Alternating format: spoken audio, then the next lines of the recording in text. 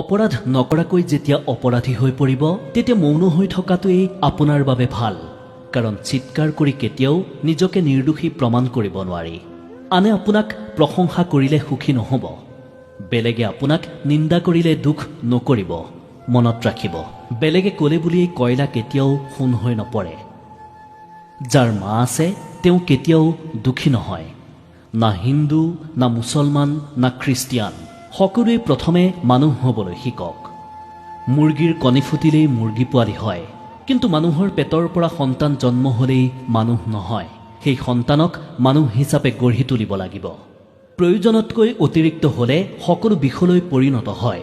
সেয়া লাগিলে ক্ষমতা, সম্পদ, লোভ, প্ৰশংসা, অহংকাৰ, ভালপোৱা, ভোগ বা নিন্দা যিয়েই নহওক, সকলো অতিৰিক্ত হ'লেই বিপদ।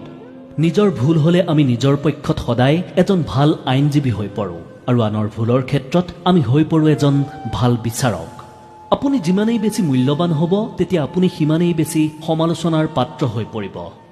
এজন অসৎ বন্ধুতকৈ এটা বিষধৰ সাপ বহুত বেছি ভাল, কাৰণ সাপটোৱে হয়তো আপোনাক এবাৰহে দংশন কৰিব, কিন্তু সেই অসৎ বন্ধুৱে আপোনাক বাৰে বাৰে দংশন কৰি থাকিব।